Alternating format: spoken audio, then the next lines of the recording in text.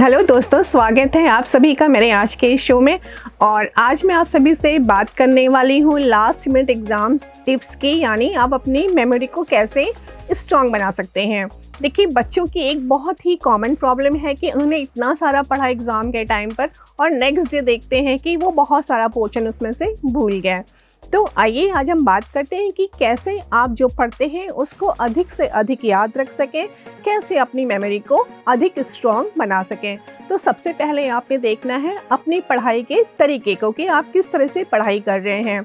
देखिए, जैसे कि आप पढ़ते हैं तो आपने करना क्या है कि जो भी टॉपिक आप पढ़ रहे हैं, जो भी लेसन आप पढ़ रहे हैं, उसको पहले बहुत अच्छी तरीके से पढ़ लीजिए और उसके बाद अपनी बुक को बंद कर या जो भी अगर आप नोट्स से पढ़ रहे हैं तो उसको बंद करके आपने आंखें बंद करना है और अपने दिमाग में उस लेसन का जो कॉन्सेप्ट है उसको सोचना है, उसको समराइज़ करके सोचना है कि इसका मेन कॉन्सेप्ट क्या था। साथ ही लेसन में जो हेडिंग्स हैं, सब हेडिंग्स हैं, उनको भी सोचना है। फिर एक बार जब पूरी आपने अपने मन में, अपने दिमाग में उस टॉपिक को रिवाइज़ कर लिए हैं, उसके बाद आपने एक नोटबुक में उस टॉपिक का जो कॉन्सेप्ट है उसको समराइज़ करके लिखना है। साथ ही हेडिंग्स और सब हेडिंग्स को भी लिखना है। अगर आपको एक सिलसिलेवार जैसे कि आपकी बुक में दिया है वैसे याद नहीं आ रहा है, कोई बात नहीं, जैसे जैसे आपको याद आ रहा है वैसे वैसे आप उस नोटबुक में आप उस सारी चीज़ें को लिख लीजिए। उसके बाद आपको सेल्फ एवेल्युएशन करना है, यानी अब आप बुक खोलिए और चेक करिए कि आपने जो जो लिखा है क्या सारा सही है, जैसे जैसे बुक में दिया है आपने पॉइंट्स सारे वैसे ही लिखे हैं। अगर हाँ सारी चीज़ें सही हैं तो इसका मतलब है कि आपका लेसन बहुत अच्छे से प्रिपेयर हो गया है। अब आप दूसरे टॉपिक या दूसरे लेसन की ओर बढ़ सकते हैं। और अगर कुछ छूट गया है, कुछ मेन चीज़ें, कुछ मेन हेडिंग्स छूट गई हैं तो आपको फिर से उस लेसन को एक बार पढ़ने की ज़रूरत है और फिर से उस लेसन को पूरी तरह से आप पढ़ लीजिए और अच्छे से याद कर लीजिए। अगली चीज़ है, बीच बीच में आपको छोटे छोटे ब्रेक्स लेने हैं। एक लेसन ख़त्म होने के बाद या 1 घंटे के बाद आप 5 या 10 मिनट का ब्रेक ले सकते हैं, क्योंकि अगर आप कंटिन्यूस 3-4 घंटे पढ़ेंगे तो आपका दिमाग थकेगा और आप उतनी अच्छी तरीके से पढ़ नहीं पाएंगे। इसलिए बीच बीच में ब्रेक्स लेना बहुत ज़रूरी है। साथ ही जब आप पूरे दिन की पढ़ाई ख़त्म करते हैं और सोने जाते हैं, उस वक्त आपने क्या करना है, सुबह से लेके आपने उस वक्त समय तक जितना पढ़ा है, जितने टॉपिक कवर किए हैं, उन सारे टॉपिक को एक बार रिवाइज़ करिए। आपको पूरे टॉपिक नहीं पढ़ने हैं, बल्कि आपने जो नोट्स बनाए हैं, जब आप पढ़ रहे थे तो टॉपिक का कॉन्सेप्ट लिख रहे थे, उसकी हेडिंग, सब हेडिंग्स लिख रहे थे, उनको एक बार फिर से रिवाइज़ कर लीजिए।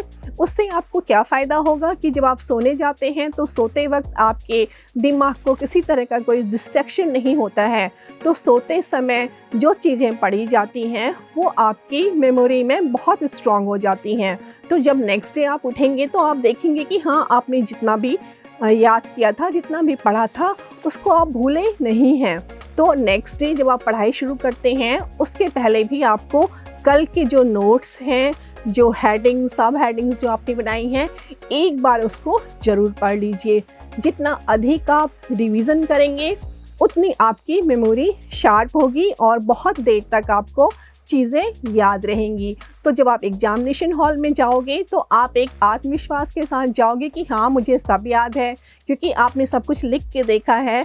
लिख के देखने का एक फ़ायदा होता है कि आपकी मेमोरी रिटेंशन होती है, जो भी चीज़ें याद हैं वो आपको बहुत दिनों तक याद रहती हैं। तो बच्चों, इस बात का ध्यान रखें कि आपका पढ़ाई का जो तरीका है वो सही होना चाहिए। आपको लिख कर देखना बहुत ज़रूरी है चीज़ों को, साथ ही बीच में ब्रेक लेना ज़रूरी है और सबसे ज़रूरी जो है वो रिवीज़न। जितना अधिक रिवीज़न उतनी अच्छी मेमोरी।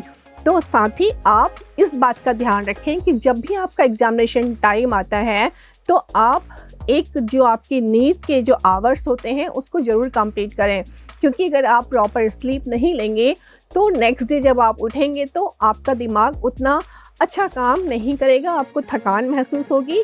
तो इसलिए पढ़ाई के साथ साथ आपको अपने पर भी ध्यान देना है, अपनी नींद पर, अपनी डाइट पर भी पूरा ध्यान देना है। जितनी आपकी बॉडी हेल्दी होगी, आपका माइंड फ्रेश होगा, उतना अच्छा आप पढ़ पाओगे और उतनी अच्छी तरीके से आप एग्ज़ाम में जाकर अपना एग्ज़ाम लिख पाओगे। तो आई होप आप सभी को मेरा आज का शो अच्छा लगा होगा। अगर आपको पसंद आया है तो आप इसको अपने दोस्तों के साथ भी शेयर कर सकते हैं। और हाँ, अगर आपके मन में कोई ऐसा विषय है जिसके बारे में आप चाहते हैं कि मैं अपने शो में उसकी चर्चा करूं, तो प्लीज़ मुझे कमेंट में लिख के बताएं। अगर आपका भेजा हुआ विषय चुना जाता है तो आपको हमारी तरफ से एक उपहार दिया जाएगा। तो फिर मिलती हूँ आपको अपने अगले शो में। Till then, stay tune and stay focused.